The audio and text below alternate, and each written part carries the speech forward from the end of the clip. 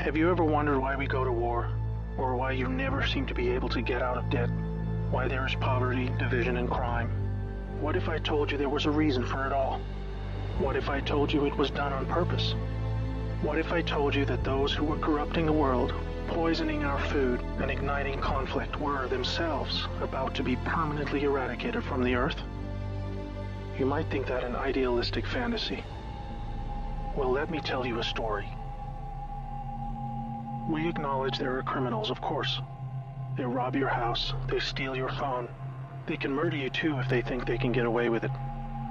We have all experienced criminals in one way or another. Criminals, as we know, are those who choose personal gain over the rights of others and have no regard for the law.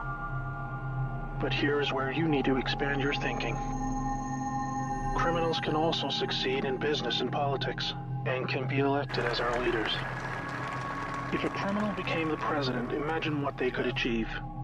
They could use the full weight of their executive power to commit much larger crimes and ensure they and their friends were enriched to the fullest extent possible.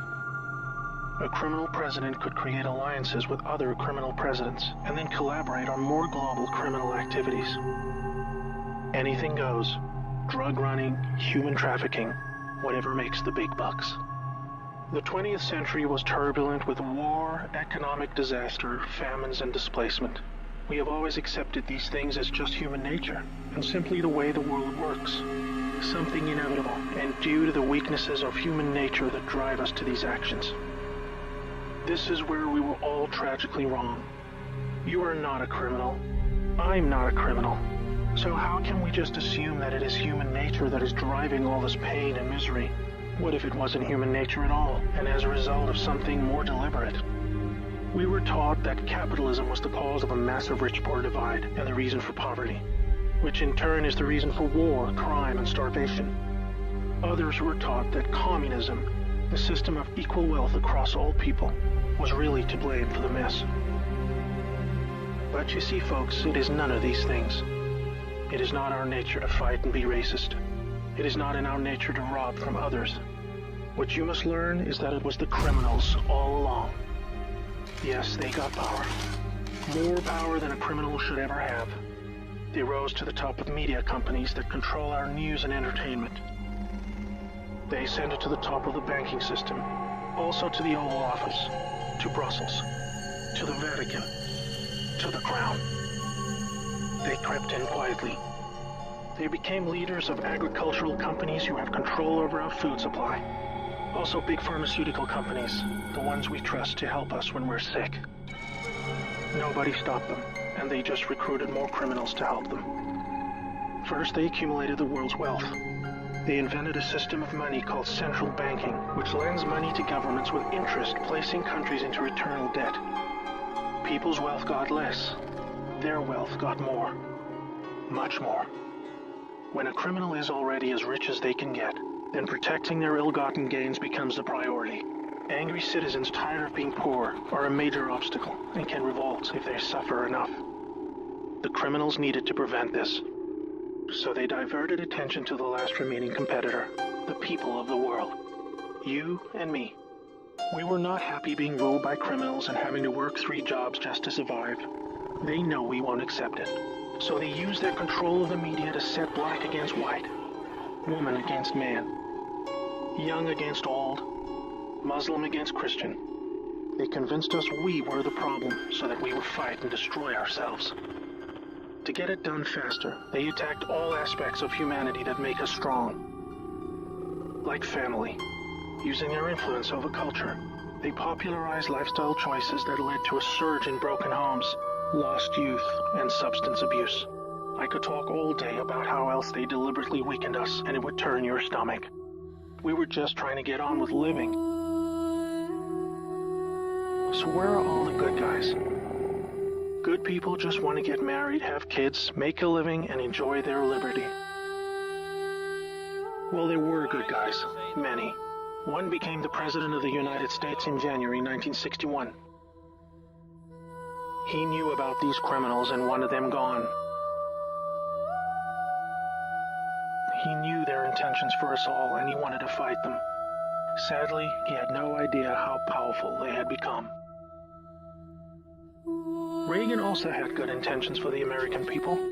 He knew this criminal mafia controlled almost everything by this stage, including the powerful rogue intelligence agencies. His economic policies were promising, but the criminals needed a weak America to hold on to their power. Reagan was shown with a bullet that a growing U.S. economy and prosperous citizens were not what the criminals wanted.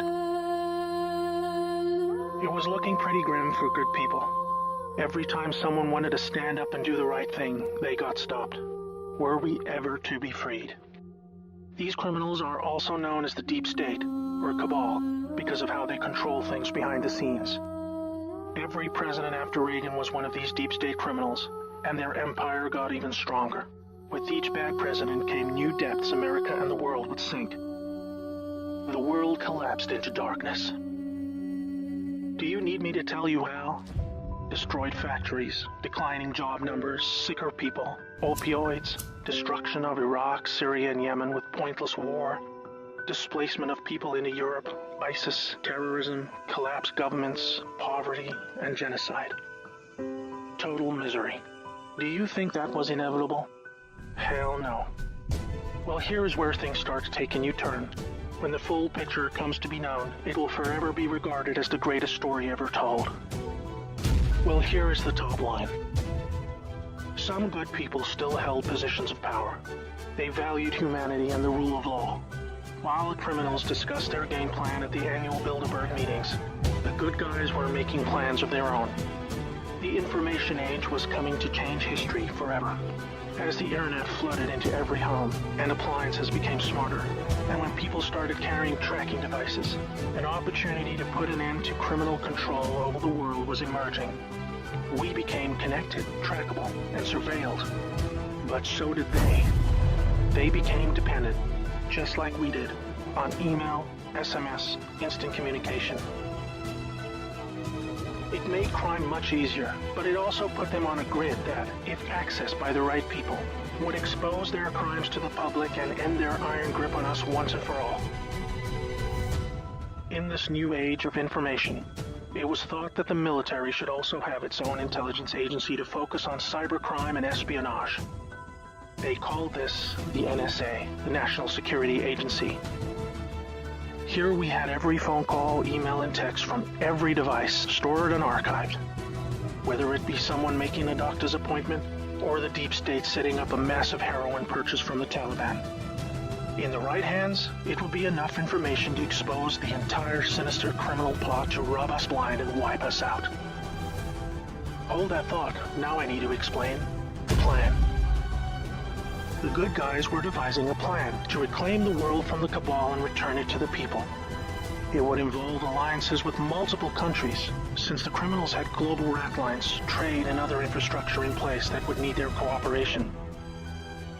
It came down to two choices for America. Launch a military coup to seize the government from whichever cabal puppet was in the White House at the time.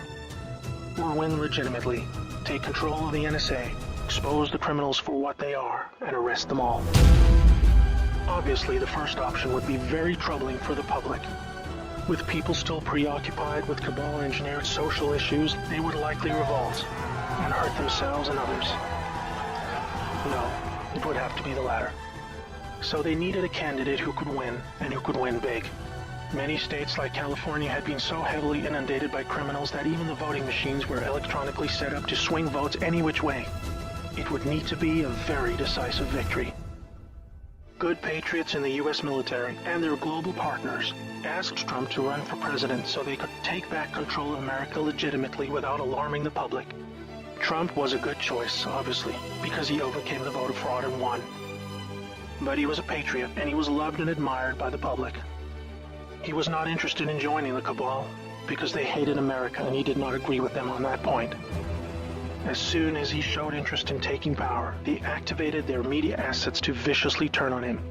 That's when we saw the sudden hatred emerge.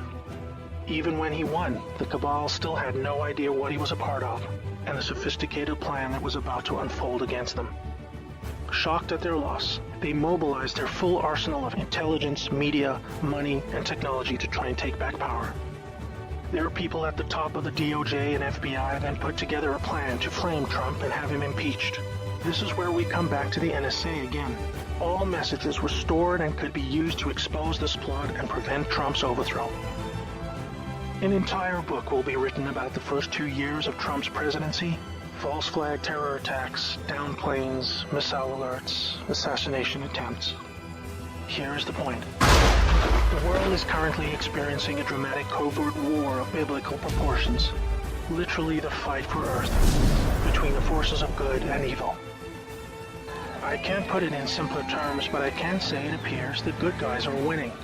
The cabal had complete control over North Korea. They hijacked the Kim dynasty, took them hostage, and worked to build up a nuclear arsenal to threaten the world. Kim Jong-un suddenly embracing peace was simply because the deep state were beaten and driven out. ISIS was also destroyed in the year following Trump's win. We are all starting to see the pattern now, that enough time has passed, that our biggest global concerns are starting to recede, and peace is returning. It is all evidence that the good guys are winning the war. But we're still in the middle. While a lot is improving, it still puzzles many that most of these known criminals are still free, especially the higher-ups like Hillary Clinton, the Bushes, and Obama. That is coming in the next chapter of the story. That's why we have Q. The good guys with control over the NSA began the Q intelligence dissemination program to invoke an online grassroots movement that came to be called the Great Awakening. It started on underground internet channels and then moved to the mainstream. Q has been a fun distraction for those who follow world events and desire truth, but it is about to begin a much more important and necessary phase, keeping the public informed when the deep state war breaks out onto the surface. By this, I mean high-profile arrests. Yes, folks, the criminals I'm referring to are famous politicians, actors, singers, CEOs, and celebrities. People who have earned our trust, respect, and admiration. They have done very bad things that are all fully known and documented, and they will be severely punished. Those of us who have followed Q since the beginning will be here to help you make sense of the coming events.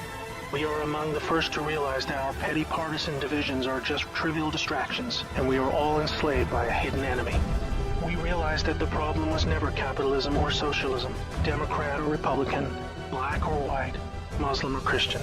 We know it was just very powerful criminals who had too much power. Fellow slaves, it's time to buckle your seatbelt, recognize your true enemy, and embrace a new future that we all owe to the brave patriots who risked their lives to achieve this victory against the greatest force of evil the world has ever known. May God bless America.